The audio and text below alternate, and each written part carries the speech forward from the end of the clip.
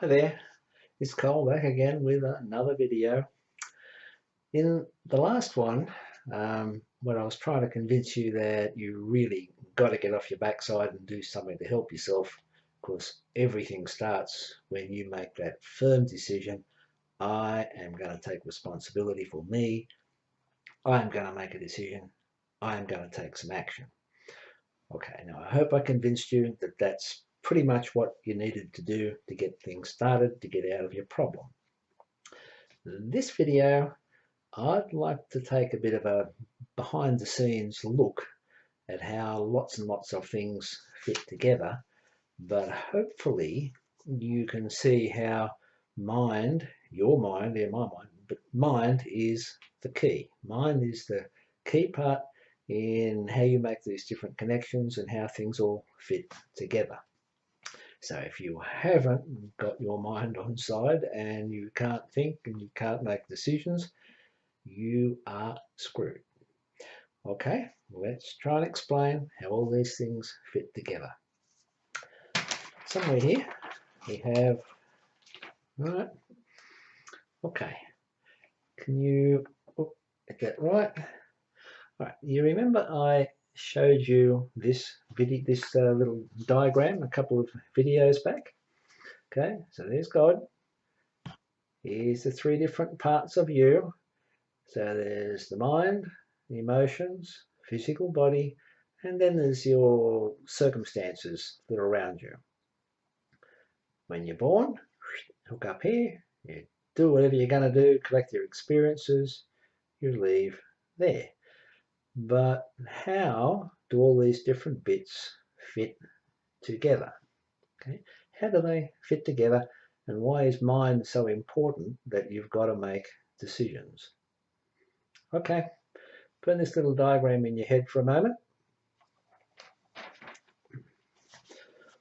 Alrighty. If you remember that stuff I told you about problems and challenges and personal development, that's what life's all about. You got to learn them. You got to face them. You can either go under or you can master them, stand up to them, and move on and become a better person. Now, keep in your mind there is like these different levels. It's got mind, emotions, body, circumstances. Now, if you sort of keep that in mind, or even scribble your own little diagram from it, we're going to try and work our way through, and I'll explain how all these different things are connected. Okay, now the mystical view, that's the one I told you about, you sort of turning up as a spiritual soul, doing your thing, and everything that you think and do generates some kind of result, karma, if you like. The way to create a better future for yourself is to start seriously understanding this creation process. Now, there are two ways of looking at this. One is the way I look at it, and I prefer to think this is the right way. It starts with your mind, what you think about, what you focus on, what you spend all your time daydreaming, meditating, pondering upon. That's your thoughts. These will generate some kind of emotion, that desire. I want this action, or I want to avoid this. Thoughts first, emotion second, then you start putting it into action, doing physical stuff, and then you create an effect, and it kind of bounces back to you from your social circle, your physical environment. Now, that's the way it really does work, and that's the way it's supposed to work. And if you're going to grab this by the scruff of the neck and make it work for you, then that's how you've got to start seeing it and working it that way. Alas, most people don't see it like that. Most people never think about any of this. They just seem to assume that they are dumb, innocent victims. They don't know what makes things happen. Things sort of happen out there in society or in the world to have an impact on them. This generates some kind of emotions, often bad but sometimes good, and from this they will learn and start thinking patterns of how the world works. But they've got it all the wrong way around. They're thinking they are like the wrong end of the string, that they are the result and circumstances are the cause. And I'm trying to tell you, no, you've got to change that thinking. You've got to flip it all around. You are the cause, circumstances are the result. Even if you don't understand it, that's how it works. So the sooner you start running that consciously, the better off you're going to be. Okay, why is mind the key? Why is what you think, this grey matter, why is that the key? How do we think? How does thinking affect our emotions, our feelings? How does the thinking affect what goes on in our bodies? Where does God come into this? Okay, hopefully we'll explain all those questions. Right, first part, thinking. Complex, but we'll try and keep it simple. Thinking involves I get some kind of physical inputs from the outside, and so I see, hear, smell, feel, do, taste, whatever, but I'm getting all these different inputs. I have previous memories of other experiences, and I've got ideas that sort of hook it together as to how I think it all works. So right now, any experience I do, I'll run this new experience past what I think, I'll try and figure out what it means, and I'll decide what to do about it. Now that's a very simple description of your everyday thinking and how you make decisions as you go through your day. Okay, where do these memories come from? Past experiences. How are they stored? Well, I guess it's like a little electronic sort of storage device, a bit like your computer maybe, but it corresponds roughly to the different senses. So if I saw something, I've got like a picture in here. If I heard something, I have like a little tape deck or a sound disc, CD in here. If I smelt something, I've got like a little smell bank in there, like little bottles or something if you like the different smells in. If I tasted, again, I got memories of the different tastes. If I touched it, felt it, if I had some kind of emotion that goes with it, I have the corresponding memory sort of filed somewhere back there. And how do we manage all of these different things? Well, the obvious way is you talk to yourself. Now, I know there are lots of jokes about talking to yourself as a sign of madness, but I would say if you don't talk to yourself, or you don't talk to yourself sensibly, you're not thinking straight.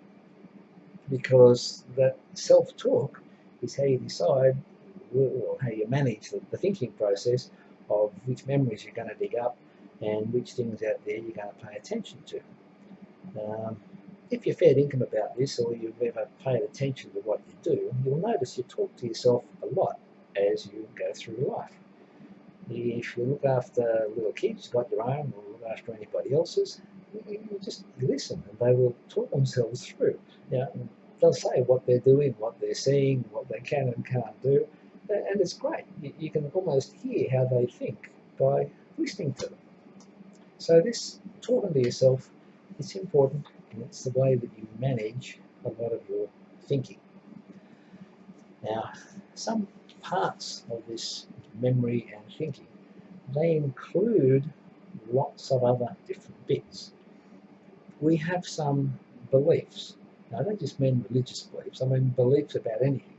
To me, a belief is something that you take as true about the world. So a belief is some aspect of the world which you take as true. You may be able to prove it, you may not be able to prove it, it might be true, it might not, but once you've taken it on board, for you, it is true. Okay? You have some values. What is important to you? This is more important than that. So you might hear phrases like, family first. Or you might think, well, the kids are important, but I'd rather be down the pub or bushwalking here, but they're not going to interfere with how I run my life. Okay, these are your values, what's important to you, and you can rank them all off. You can score them out of 10 if you like. You can line up one versus another and choose them. But what is important to you, your values. You have a self-identity. Who am I? You can make a description of the different qualities or something of who you are, but you'll have this sense of, this is the kind of person that I am. I mentioned in the last video, don't ever label yourself as being your problem. The problem doesn't define you. You are separate to the problem. Okay, and what I was saying was, keep your identity, your concept of yourself as a competent person, a unique personality, a child of God, that I'm there. I just happen to have this experience or this annoying situation at the moment as the problem. Okay, they're separate. We have attitudes. Now, attitudes tend to be hooked to a belief, but they've also got like a tendency to act or to do something about it, and some kind of feeling that goes with it. So if your attitude says apple pies are fantastic, okay, think about apple pie, you'll be able to see it, you'll be able to taste it, or say, yeah, this is good, I like apple pies, I'd like to try another one, and you go to the cake shop and buy your apple pie. So your attitude is, apple pies are good. Habits, another thing. These are little routines, I suppose, behaviour patterns, but they are built in because you do them every day. You know how to use a knife and fork to feed yourself. You know how to brush your teeth. You know how to put your clothes on. The habit is something that you do all the time, so you don't have to stop and think about it again. But you can learn lots of habits. You can learn some complex habits, and you can become like a slave to your habits if you learn all the wrong ones.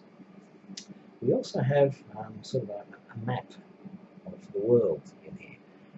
This gives us some idea of how things function out there, who belongs where, how to behave in different circumstances. And of course, we put ourselves into this map of the world, and we decide how we act to get what we want in different circumstances. So when your mind is clear and functioning well, you can do all of this sort of quite easily. You probably don't even think about how you do it, it just happens, and everything goes smoothly. You know? That's good. If you've got too much happening, that's when it starts going a bit crazy and gets clogged up, and you need someone to help make it less fuzzy. All right, that's the mind part. How does your mind affect your emotions and your body? All right. I'll give you an example in a second, but very simply, what I'm thinking about, what I'm focused on up here, my feelings then attach to it. So if I'm thinking happy stuff, I feel happy. If I'm thinking sad stuff, I feel sad. If I'm thinking scared stuff, well, I feel scared. If I'm thinking exciting stuff, I'm excited about it. But generally speaking, what you think leads the way, and the feelings will go with what you are thinking. Somewhere there between the thoughts and the feelings, your body will produce the appropriate hormones to go with that particular emotional state. And the best way to describe this is to give you some pretty simple examples. Okay, let's consider a person who believes the world is a scary place. Okay, so that's your belief pattern. The world is a scary place. You spend a lot of time thinking about how and why the world is scary. You remember different bad things that could have been happening, and you know they scared you. You spend a lot of your time on the alert. You're looking out for these scary, dangerous kind of things so that you can avoid them. All right? The focus is dangerous, scary place. The feeling that goes with it is I am scared. Now, if there's lots of things out there to be scared of, then you've just generated your anxiety, which is like a generalised I'm scared, a generalised fear thing. If there's only one or two things, well, maybe that's sensible. You're just looking out for those danger spots and you're not too scared about it. What does your body do when you feel scared and you're thinking scary things? it pumps out your stress hormones. You get flooded with a whole pile of adrenaline and cortisol. What does this do? Well, it flips your whole body into that sympathetic way of functioning. You have got two on-off switch, I suppose, for your nervous system. Sympathetic is the panicky state, the go, go, go, the flight, fight response. The other one, the parasympathetic, is the turn it off, calm down, relax, chill. Okay, you're thinking scared, you're feeling scared, your body's pumped with adrenaline, cortisol, you are ready to fight, you are ready to run like hell, and if there really is a danger out there, and this is perfectly appropriate and all very sensible. But it does greatly influence how you think and how you're going to make decisions and what you're going to do. It changes your body. It changes everything. Some of the other things that happen if you stay in this stressful state all the time, well, your blood sugar stays up, your insulin stays up, your heart beats fast, your blood pressure stays up. And these can lead to a whole pile of different health issues that go on. I mean, just for starters, your immune system gets turned down because you don't need that to run away from buses or to fight wild tigers or muggers or something. But in your normal everyday life, you need your immune system and your different growth functions. And if you want to breed, well, you need your reproductive systems all working. They don't go with the stress state. They go with the calm, relaxed state. So that's what happens when you get stressed. Now, let's consider the flip side. Right back up here, I have a belief that the world is a happy place. It's a peaceful place. It's an interesting place. And I believe that I can cope with whatever happens. And most of the time, I am that person. But, for example, that's it. I believe happy, peaceful, interesting. I have a relaxed approach to it. I can cope with this. I can handle it. What do I remember? Funny things, interesting things, good fun memories of stuff that I did well, succeeded, or stuff that I was just lucky. But it always comes out well. How do I feel? Confident, calm, comfortable, interested. What do I focus on? Well, I'm not looking for threats. Now I'm looking for funny or interesting kind of bits, stuff that I can relate to. What's my body doing? Well, it's in that relaxed mode. Its immune system's working, reproduction system's working, the different cells are sort of happy growing and reproducing in there. It's a good state to be. All right? Now, even actions, decisions, relationships, everything else comes into this too.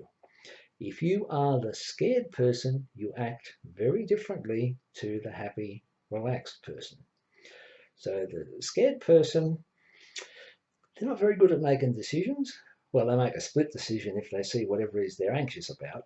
But apart from that, they're not thinking deeply or broadly or about other people. All they're thinking about is that scary situation and how to avoid it.